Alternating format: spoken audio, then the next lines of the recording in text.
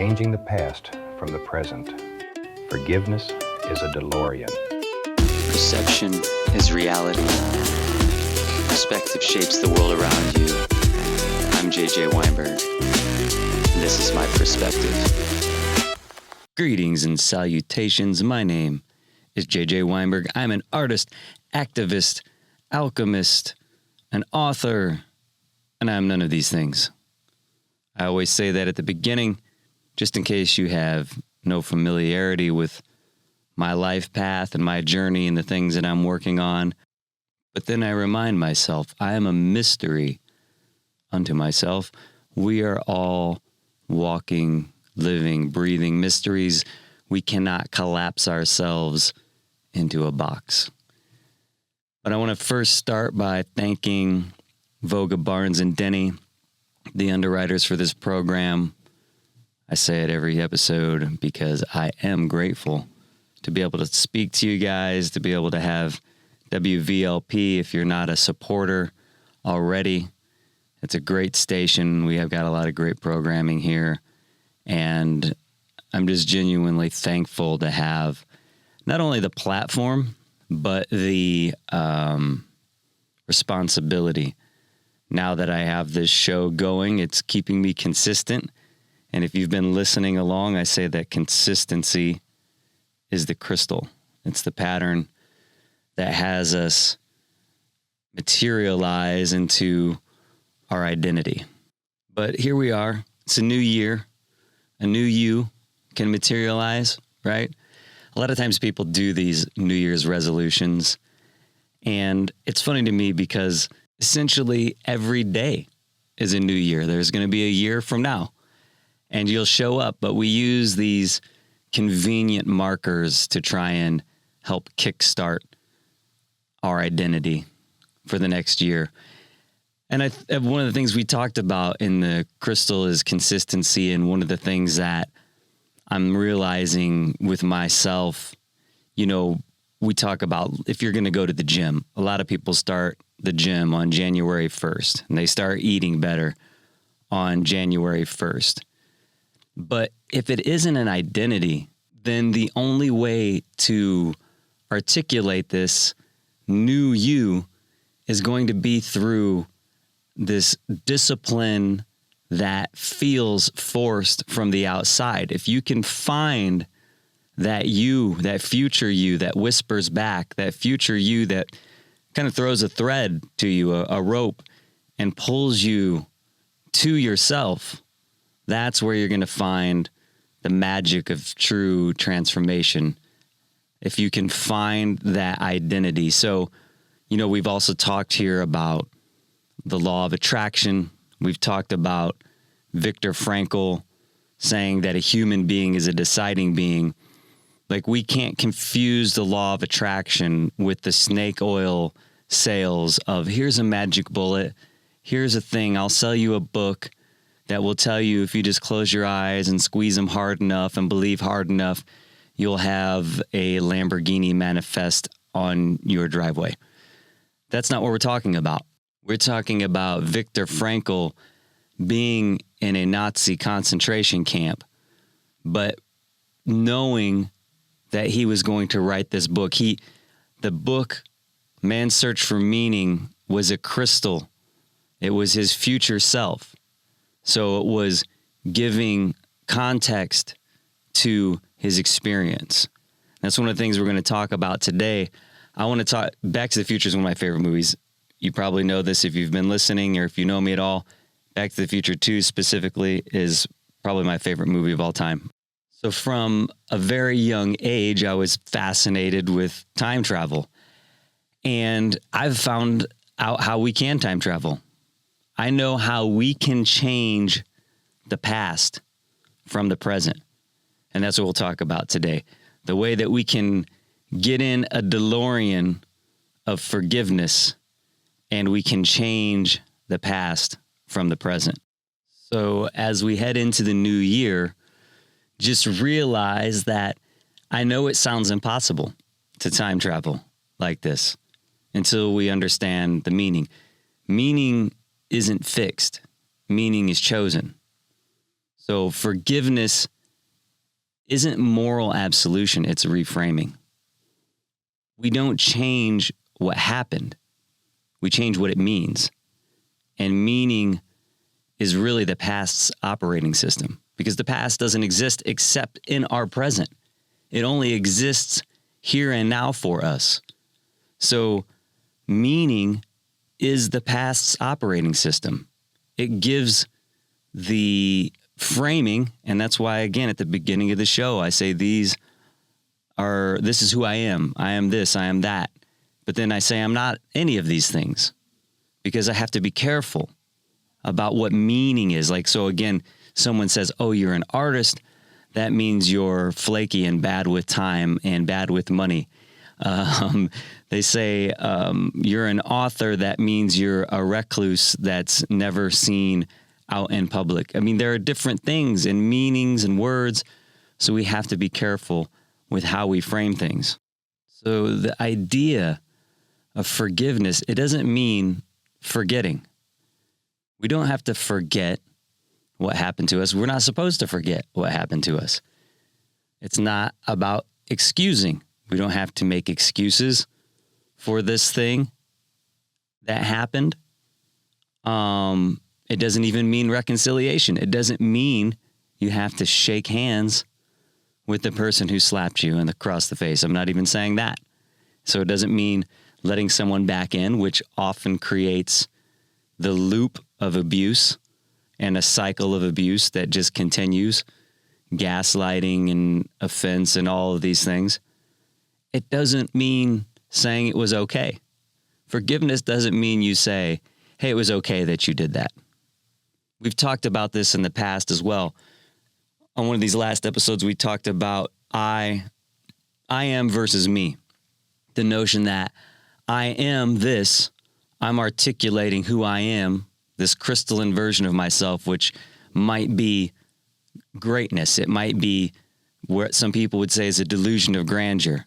But you're just saying, I'm not abiding by the delusion of mediocrity. I have a vision of myself and I see it, and I'm going to crystallize that pattern by my consistency. And like Muhammad Ali says, I am the greatest. You try to go after that. You start to materialize that. And in that, it can look like ego.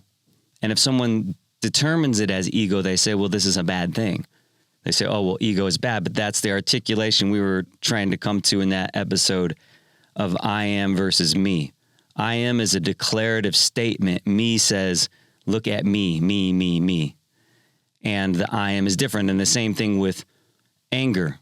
And that's where I'm coming to with this idea about not saying it was okay and forgiveness. It's if you can be fiery mad about something, you can have a righteous indignation about any given thing. And you can use that anger to have you create new things. You can use that anger to have you to just propel the engine. There's fire inside of an engine. The fire doesn't have to burn down the house. So a controlled anger can be the means to an end. And so saying okay is not what has to happen with forgiveness. It doesn't mean to say it was okay. Again, Viktor Frankl, we go back to him and his idea that an abnormal reaction to an abnormal situation can be considered normal behavior. So you don't have to say it was okay that this offense happened, whatever it might be, when we're talking about forgiveness. The perspective that I'm trying to advance here through my experience, through my perspective and my lens, is that forgiveness isn't about the other person. It's about you. So you may have heard the idea that resentment is like drinking poison and hoping it will kill your enemies, or holding on to it is like drinking poison and expecting the other person to die. That's what we're talking about. There's a Buddhist saying similarly, holding on to anger is like grasping a hot coal with the intent of throwing it at someone else. You're the one who's going to get burned, right? And with forgiveness, it eats away at us if we don't find it in our capacity to let go the offense. It's us that it eats away at, not the other person. That other person, in a sense, gave us something and wrote a contract then on our psyche, on our spirit, that we didn't endorse. And so by forgiving, we basically rip that contract up and throw it in the fire. You could say that it's ending reciprocity, but I don't even know if that's it. I don't know if it's about ending the loop. It's just getting yourself out of that loop, ending that emotional tax. So forgiveness is when you stop paying interest on a debt that you never agreed to. But we have to be careful, of course, not to become victims, to stay in this position of victimhood that leaves us without agency. And we've talked about this on the show before, for sure. The idea that things happen to us. I've reframed it for myself for probably 20 years to stay away from that, at least the last 20 years, to stay away from this happened to us, but rather that it happened for us. So if something happens to you, you're the victim. If it happens for you, you're the center stage. It's about, there's the old cliche, of course, that everything happens for a reason. And to me, that's never been enough. Well, yeah, but what's the reason?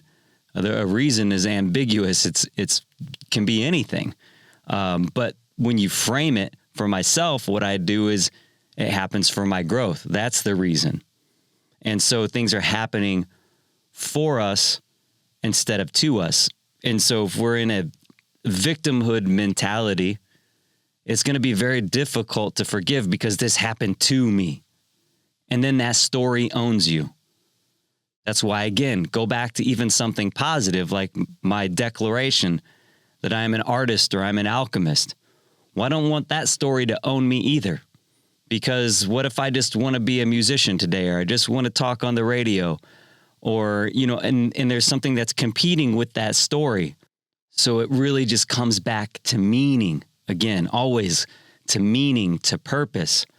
And here I can even look to Friedrich Nietzsche, who's not one of my favorites, to quote, but he who has a why to live for can bear almost any how.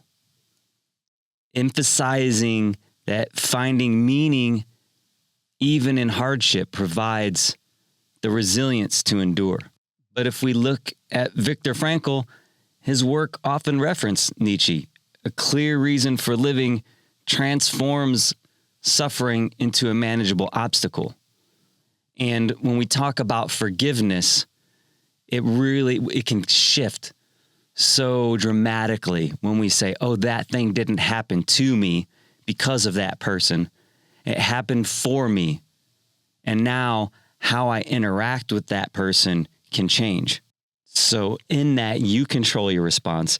Your why gives you the power to define the meaning of your own suffering, and you choose how to act in the present moment. Viktor Frankl, a human being, is a deciding being. There's the space, and this is what Viktor Frankl talks about in Man's Search for Meaning, that gap between stimulus and response. And in that gap is where we decide. So switching to this happened for me is a growth narrative. And it's a strength narrative. It's still transactional at that point, though. And I've had that really most of my life. I've embraced this idea of this happened for me instead of to me.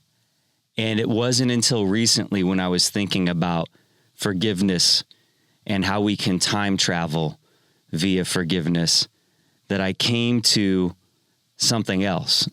Not that it happened to me, not that it happened for me, but that it happened through me.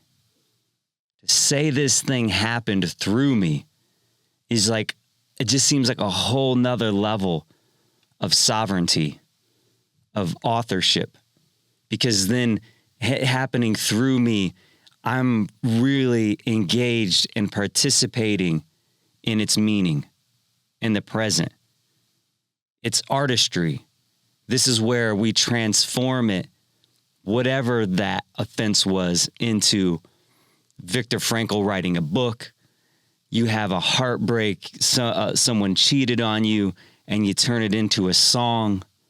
Maybe, just maybe, you were abused. Maybe you had a father who was an alcoholic, and he was violent and angry, and he would abuse you. He abused the family, your mom, in all sorts of ways that you wouldn't even want to articulate. And maybe he hit you. And maybe he even threw a baseball at you and would do that and beat up on you as a little boy. And maybe with the kind of authorship that we're talking about, that it happened through you, maybe you would paint a painting that would carry all of that energy and transmute it into gold. And so when I say at the beginning of this show, I am an alchemist, that's one of the things I definitely mean. So when we move from it happened to me to it happened through me, when something happens through you, you get to decide what it becomes. You spell it out. You say, this is what this story means. And, you know, when I say that, like, I'm an artist, I paint, I am a musician, I write songs, but I want to ask you, wherever you're at right now, I'm going to leave a little bit of silence here for you to think about it. Are you an artist? Now, if you anywhere in yourself said no, I'm going to prove you wrong. Bob Ross reminds us that there's an artist at the bottom of every one of us. And one of the things that I say consistently, and I've said it throughout my life, is that life is a creative process. Our days are our canvas stretched across time, and that our actions are the brushstrokes of what we'll put on this masterpiece of a life lived. So when I say that I'm an artist, and when we say something happens through you, you become the storyteller. So this thing that you have to forgive, it's happening through you. And again, Viktor Frankl, like, the external circumstances can take away possessions and freedoms, but they can't take away your choice of attitude, how you choose to respond.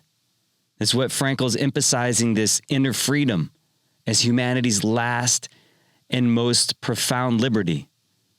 Everything can be taken from a person, but one thing, the last of the human freedoms, to choose one's attitude in any given set of circumstances, to choose one's own way. And it's, you know, I have to keep coming back to Frankl, because no matter what, you can look at my life or your neighbor's life and you'll say, well, yeah, that's easy for you to say.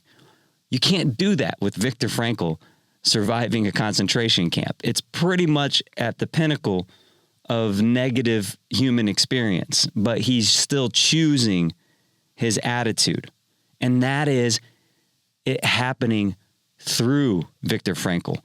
Like, so for me, Eli Wiesel's Night, Viktor Frankl's Man's Search for Meaning, for so many people, and The Diary of Anne Frank, the Holocaust happened through them. They are the storytellers. They are the ones that bore the weight and became the vessel and ushered us into this understanding. So Viktor Frankl is an artist.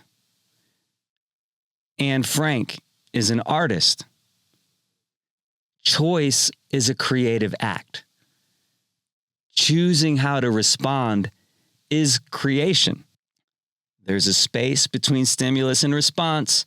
That space is power. That power is our creativity. That space is our freedom. And forgiveness happens in that space.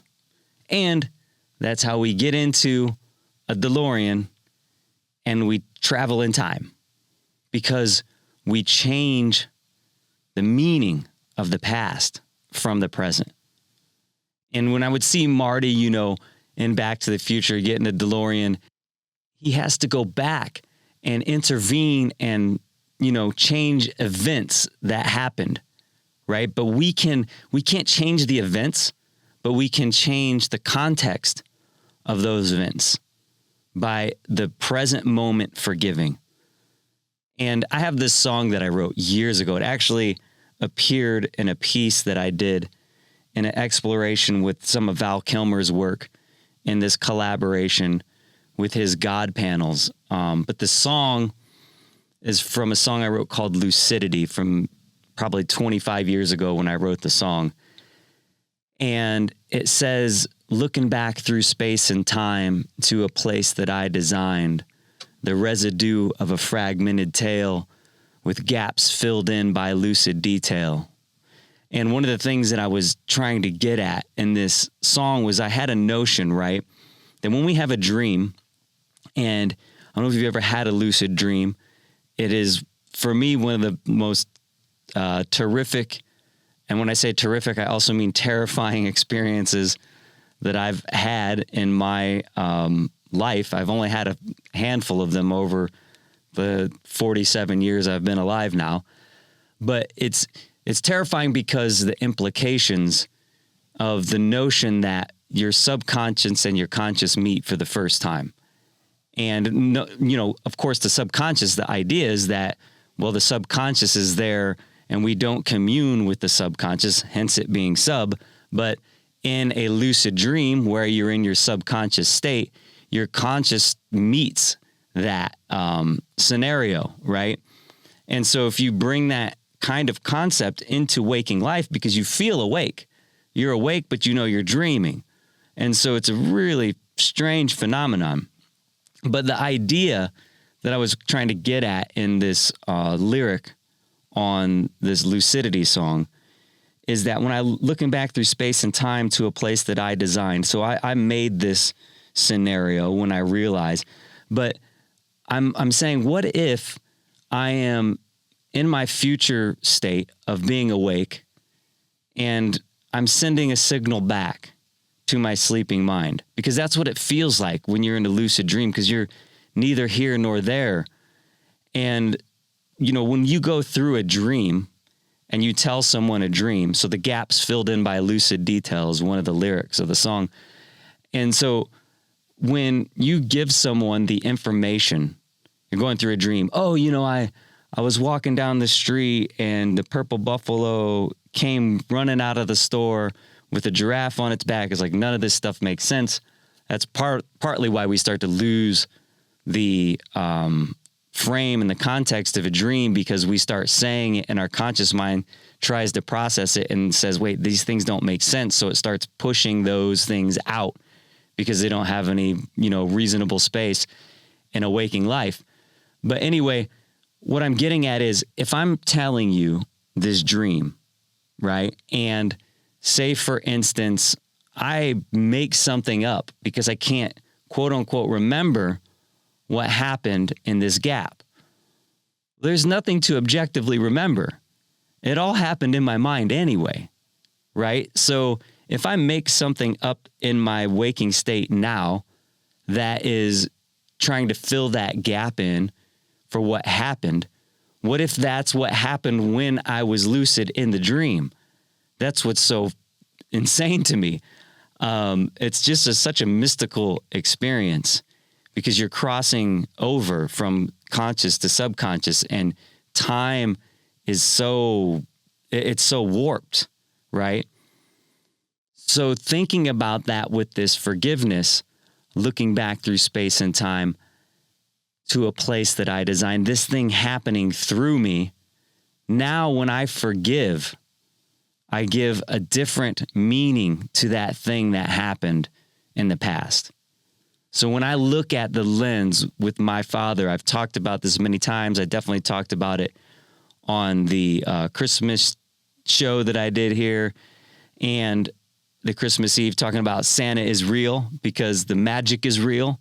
And that's what we want to carry forward. And we got to figure out a more responsible way to, let growing children know that what we wanted them to be drawn into was the magic of this experience and not so much the fat, jolly man as being an actual person. But anyway, with this painting I did for my dad, the Field of Dreams, which is now a crystal. And I don't just mean that. It's funny because I've been talking about this idea of the crystal, and it's a metaphor and a symbol that I know has been calling me and drawing me forward. Just the same way I say that identity is a crystallized pattern, just like a crystal is a pattern to make a material, actual physical crystal. My identity has been pulling me towards this thing. The Field of Dreams was a crystal that was calling me and pulling me to forgiveness. And it was, somewhere embodied in a film from my past, not just the film of my past that happened through me, but of course, watching the movie Field of Dreams, the notion of easing his pain, the notion of if you paint it, they will come. All of these crazy things happened to me. But now when I say Field of Dreams is a crystal, I didn't realize it was all just subliminal. It was it was my subconscious, again, calling from my dream state, from this just mysticism, that I would actually turn my painting. Because so I did the painting for my dad, just to catch up on the story again, if you're not familiar. 2016, the Chicago Cubs win the World Series. My dad was a diehard Cubs fan, card carrying, and I mean that literally. He had, when he was 10 years old, had this diehard Cubs fan card, like on a little credit card type of thing. It signified that he was a diehard Cubs fan. This is my dad when he's 10 years old. So imagine, it's funny because I did the math when I found the card. I'm like, oh yeah, he's 10 years old when he had this card. And I'm like, wow, I was 10 years old when I told my mom that I would go to the American Academy of Art in Chicago. So my dad, he knew like the Cubs were just part of his heart and soul. Baseball was a part of everything about him. And, he unfortunately didn't get to see out his vision and his dream. A lot of conflict with his mom and all of these different things. But anyway, I do this painting because the Cubs win the World Series. Whole family are Cubs fans on every side. My brother, he lived across the street from Wrigley Field, literally had to live right across the street. I mean, you could throw a rock and hit the bricks, on you could throw a ball up to the bleacher bumps, and that's where we primarily went when we were going to Cubs games when we were kids. And so my brother lives across the street. My mom, is a diehard Cubs fan. My sister, everybody in the family are Cubs fans. But my dad, it was different. And I just knew when the Cubs won, I saw that moment again, just freeze on the screen. It crystallized in my spirit. And it just froze there and hung in time. And that's like what a crystal is. It's like this, almost like a piece of ice frozen of this memory. And I saw them win. And I was like, I have to paint that image that I see seared like in my spirit now. And I have to paint it for my dad.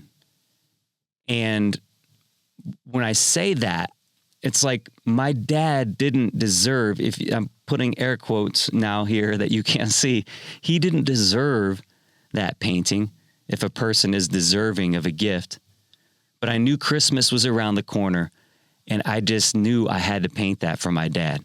And so I heard this whisper, ease his pain. I didn't know that whisper was there yet, because it wasn't until 2022 when I was writing my book, Serendipity According to Francis, the autobiography of an alchemist, the mystical memoir of a man and his dog, going through these emotions with losing Francis and the idea of mortality and all of these different things and forgiveness and magic and all of this stuff that Field of Dreams, I think it just coincidentally came on. Maybe it was on Netflix or something. It's in the book, I know for sure, because I wrote about it, because it had been probably 10 years since I'd seen the film or more. I don't know. I hadn't watched it in a long time. But then I was watching it as I was going through this process with Francis in 2022. And I was like, I watched the movie and I hear that first whisper, because everybody knows if you build it, they will come, right? That's one of the classic lines from the movie. If you haven't seen it, it's, you've probably even heard that even if you haven't seen it, right? But I watched it and I forgot that the first whisper isn't that, it's ease his pain. And when I was watching, I was like, oh my God, that is like the whisper without words that I heard in my heart when I saw that moment, ease his pain. And so I just knew I had to paint this moment for my dad. And it wasn't until later even that I named the painting Field of Dreams. It was like I was doing a print signing at Barnes & Noble. Jerry Davich, amazing writer here locally, was writing an article for the paper, and he asked me what the title of the piece was. And I didn't have one yet, but it instantly came to me. I said, oh, it's Field of Dreams. If you paint it, they will come. And, I had people lined up around the store at Barnes & Noble. It looked like the scene at the end of Field of Dreams. They literally did come. And that's partly why, again, this thing turned into a crystal. I'm kind of jumping around here, but it turned into a crystal, like my actual painting, because people wanted to buy the painting from me. So the first thing I did was, the reason why they're at this Barnes & Noble print signing was I made a bunch of prints that people were coming and saying, I want 5, I need 1, I need 2. And they're crying as they're giving me money for this, print of the painting that I did for my dad. And I had no intention of selling it. I just knew I had to ease his pain. But then people also wanted to buy the original painting. And I knew, for one, it would always be with my dad until he passed, which he passed actually last August 27th. And as of this recording, it's now, actually, I'm sorry. No, it was not last August. It was the August previous, because we're now in 2026. That's how crazy time is again. But so I did this painting for my dad, and people wanted to buy the original. Like, no, it stays with him. And then after he passes, it's going to go to my brother. So my brother now has the painting, but I was like, well, what could I do that would be just a one-off piece of artwork that wasn't a print? And I don't even remember how the vision of it came to me, but essentially I took my painting and combined it with technology and this idea of a crystal. And now if you go on my site, jjweinberg.com, which again, you can find these episodes on jjweinberg.com/perspective. If you miss them or you want to go back to them, you can find them on there, because I upload everything to my YouTube. But you can find my Cubs work on there, and you'll see this crystal, this Field of Dreams crystal that manifested out of this thing happening, not to me, not even for me, but through me. I used to say that. I mean, even what happened after I did the painting for my dad is we had a lot of conversations, a lot of tough talks, that there was just this aura and this shield of protection. My dad had, he was a very defensive person. And so when I would come to him previous to this, even because before the painting, we had already had an amendable, just kind of basic relationship, I would say, something that was okay. I didn't have any grudges that I held for him. I felt I'd already forgiven him for the past.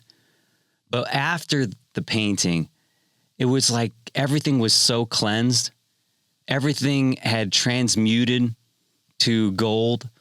And so when I would say stuff to my dad and try and talk about past traumas and corrections and things that I think that he still needed to work on and things that he did to shape me, I would say, Dad, this happened, all this stuff happened for me because it set a stage for me for the contrast. So one of the things I've talked about here before, I have never had a drop of alcohol in my life. I've never done a recreational drug in my life. That was easy after not having any alcohol. But it's all because, or primarily because of my dad. He was an alcoholic, and my neuroassociation with the smell, with the use, was highly intensely negative. And for whatever reason, my spirit, that gap, the choice, and you know, most of that would be attributed to my mom and the things that she would set me on track to seeing. A lot of it maybe to my Uncle Harold, who is another one of my North Stars in my life, who's, you know, he passed when I was 10 years old. But like the notion of charity and love and empathy with my dad, I said, I don't want to be like that. And so I just rejected it. I rejected alcohol entirely. And it was something that I said, I won't do. So in that regard, it was happening for me to set the stage, because I changed the context. I changed the meaning. But it wasn't again until the last couple of weeks here that I think that even more profound than happening for me is that it's happening through me. And that's why I'm able to talk about it now again here on this episode, because this is the experience happening through me. So when, you know, there was one day, I'll just give it to you raw. I'll give you the whole real truth right here. You know, you don't talk about this, but this is something we're going to talk about in a future episode. Maybe we'll even get to it in this one, about the founding daddies. Oh God, the patriarchy. There's just this notion that you don't air your dirty laundry. And I don't believe in airing dirty laundry for the sake of it. I mean, a lot of times I'll see people on social media, they'll talk about, oh, this person did that to me and whatever. That's a whole different frame. I'm only sharing this now because I'm trying to show how this happened through me. And then I changed it. I transformed it. I changed its context. I changed its meaning. I went in the DeLorean of forgiveness and changed the past. Right now, I'm doing it again right now. I'm the lucid dreamer sending back to my subconscious, this is the meaning. And the whole world changes around me, just like it does in a lucid dream. My whole frame, my whole perspective changes around me. So my dad, it was one summer I was a kid. I was probably 8 years old, maybe 9, somewhere around there. And I had a heat stroke. I was out. We were in the park. I think it was with the babysitter. I can't remember all of that specifically, but I had a heat stroke. I had to go to the hospital. My grandmother, my mom's mom, had to pick me up from the hospital. They had to be there. My dad was at work. And I just remember when he got me from my grandmother's, we're driving home and he's screaming at me in the car and yelling at me for having a heat stroke. Again, I'm 8, 9 years old. You know, it's definitely not my fault. I don't think it was anybody's fault. How would anybody know? But my dad was screaming about inconveniencing people. I remember it. He was so angry at me. And then when we got into the house and finally pulled into the garage and the garage door shut, I got hit in the face. And I mean, I got hit in the face. And it's at the house where I remember being on the side of the house at the exact location between our neighbors, the Rudds, and my dad would throw this baseball at me. I mean, he had such a powerful arm. He wanted to be a baseball player. I mean, that's what he wanted his whole life. His mom wouldn't let him play. His mom had some sort of strange thing and she just wouldn't let him play. And so I'm his firstborn son. He's vicariously probably trying to live through me. I'm 8 years old. I'm afraid. I'm afraid of the ball. It's a hard baseball and he's throwing it at me. I mean, with his strength. And so if it hit my glove, I mean, it wasn't like he threw it at me and hit me with the ball. That part I wouldn't say. But he threw it at me and I would miss it sometimes and he would throw it at me. And if it hit in the glove, it was only because of his precision, not because I was catching. You know what I mean? And that snap of that sound of that ball hitting into the glove could have just been a belt cracking, which he also did that to, you know, intimidate and scare us. And again, like, okay, you know, we'll say now like, oh, we don't do that and our kids are getting soft. I'm not saying that every father that maybe has a little bit of an intimidating tone isn't something that, you know, might be something that is even necessary? I don't know. But again, if it's happening through us, we change the context of what it means. So to me now, that snap of the glove was the same snap of the last ball that was caught in the World Series when it claps like thunder into Anthony Rizzo's glove at first base, right? And again, I have the last ball that my dad ever threw me. I have it on video because, when I did this whole thing with the Cubs and the World Series, I was donating prints to charity and all this stuff was happening. Long story short of that, I was nominated as the highest individual fundraiser for the Special Olympics for the polar plunge that they were doing at Four Winds Field. And they said, you're going to get to throw out the first pitch. Well, I gave that to my dad. I gave that honor to my dad. And there was a time when I was helping him warm up because his knees were bad. He had a knee injury that happened to him when he was in his early 20s because he was playing like a pickup game of softball and busted his knee trying to run out his dream and lands at first base, jams his knee, and that haunted him the rest of his life. And then, of course, his other poor decisions and, he wasn't stabilizing himself in ways that he should have been. But still, I have the last snap of the ball that my dad threw me because this happened through me. And so I was able to give him the honor to throw out that first pitch. My brother, I have on video the last ball he threw my brother, snap into his glove, got it on video. We knew all this stuff was happening. My brother and I had to walk him out to the field. We had to walk him out to the pitcher's mound. And we get there, my dad throws the last ball he'll ever throw in his life.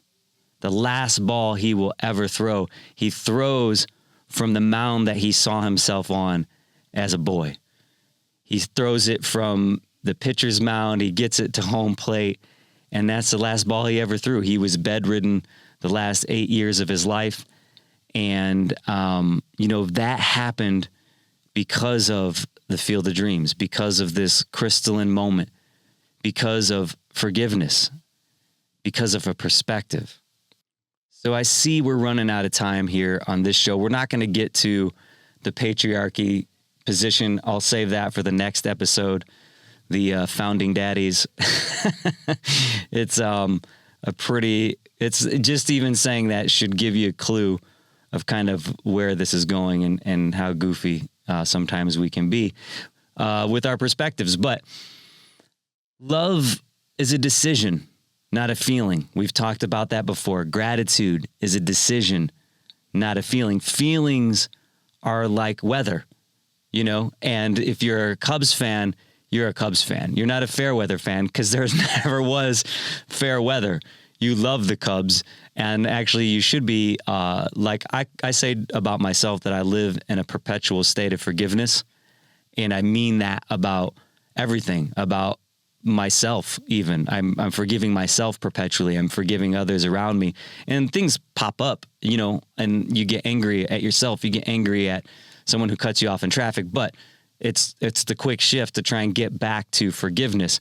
But, the Cubs, if you're a Cubs fan, the lovable losers, then, you've definitely realized that love is a decision and not a feeling, right? Because you chose to love the Cubs. You're not waiting for the win. So love, I say this, love is the unit that survives all translation. And so if we look at translation, you have obviously language, which is, love means amore. It's different languages, right? You have different translations, but we have miscommunication. What does love mean? Trauma, time, distance, death. Love is the only thing that survives every translation if we choose. And so it's no wonder that, in my Bob Ross metaverse, multiverse, the Bobberverse, that I have the Jupiter stone. It's this crystal. And for me, I'm realizing, even as I'm saying this right now, that my crystal version of the Field of Dreams painting is that same crystal. The crystal version of me that I see in the future of where I'm going as a creative being it's that same crystal. And it reminds me, it's called the Jupiter stone. You've been here, you've probably heard me talk about the Jupiter effect. But love functions like gravity. It draws us. So it happens again, that's how this happening through us. Like even here, you didn't randomly wind up listening to this. This moment isn't an accident. It's a alignment. It's a gravity. It's a frequency. There's a Nikola Tesla quote that if you want to find the secrets of the universe, think in terms of energy, frequency, and vibration. So the sound you're hearing right now is a vibration, but you had to tune into the frequency that is the radio station. If you're listening to this on the radio, on WVLP, you're definitely literally dialed into a frequency. You're dialed into a station. And if you typed it in on WVLP.org, you still dialed in. And if you're listening to it on YouTube, you clicked through. And if the algorithm brought you to it, there's definitely episodes here where we talk about the algorithm being the law of attraction. But essentially, we can bridge science and spirituality and philosophy with love, with perspective. So I did a painting for my dad that became a portal of forgiveness, and it changed the past from the present. And I talked about my book, Serendipity According to Francis. We started this little meditation, this thing that I do want to do again in the future. I'm going to pick back up on it, but I'm not right now. I'm going to wait until we get into either the first part of February or the very end of January, because what happened was when I wrote the book, I started writing the book, I think it would have been January, like maybe 26th or something of that. Because those first 3, 4, 5, 6 days, whatever it was, I was groveling. I'm not going to lie. I couldn't even function. I was so upset. But after I finally, saw this light that the book was going to be part of my deliverance, that's how it would happen, that the experience wouldn't happen to me, but it would happen through me, that I would get to be a voice for Francis. Then I started writing. And so I wanted to make sure and create a full cycle, though, 365 days, to make that full loop, to come all the way back around. And so when we look at the days, like if I was to read from today's date, it would actually be not the beginning of the book, but the end of the book. And I kind of want to save that. I don't really want to get that far in, because the other thing, if you've been listening, you already know this, but if you haven't, I wrote the book in hand with a pen over 7 different journals on paper. So my process now is the same as coming to this radio podcast and showing up and basically looking over my journals and recording them and putting them into an audio format, which will become the audiobook, which then, I will use the audio to basically transcribe and use some technology so I don't have to hand type everything, and then I can edit after that, or have an editor edit, ideally, of course. So I'm going to skip the Serendipity According to Francis book. I've not forgotten it. I'm going to come back to it probably in the first part of February. But I just wanted to kind of do some final thoughts here on forgiveness being time travel. Not in a science fiction sense, but psychological. So in Back to the Future, he needs plutonium. I'm sure plutonium in the future is available on every corner drugstore, which of course it isn't. But here we don't need plutonium for fuel. Meaning is the fuel. It's funny, in Back to the Future 2, he has the Mr. Fusion. And the Mr. Fusion, he's throwing garbage into the DeLorean for fuel because it converts garbage into fuel. And man, if that isn't two things right now. One, it reminds me 100% of my brother, which I'll talk about that in a second. But it with this experience, again, this didn't happen to me. It happened, for me or through me. The garbage of our experience can become fuel. We transmute it. It becomes gold. And when I say it reminds me of my brother, if you don't know my brother, David, he has a handle on Instagram you can follow, I Am Trash Paint, and he calls himself a trash artist. And it's a beautiful metaphor. I'll have my brother on one day and we'll talk about all of this stuff. There's the old saying, one person's trash is another person's treasure. So again, it's perspective. Perspective is the steering wheel. And here I'm saying forgiveness is the crystal. We don't escape the past. We redeem it. And when we do that, we choose how it lives inside of us, how it comes through us. So you don't need to agree with anything I'm saying here.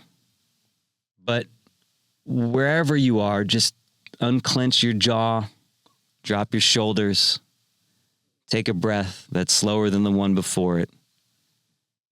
We spend so much of our lives believing the past is fixed, as if it were stone, written in stone, as if it were unchangeable, as if it were something that happened to us once and then follows us forever.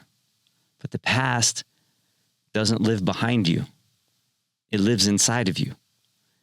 And anything that lives inside of you is still alive. And anything that's alive can still be shaped. So forgiveness is not forgetting. Forgiveness is not excusing. Forgiveness is not saying what happened was acceptable. I mean, just listen to the word forgive.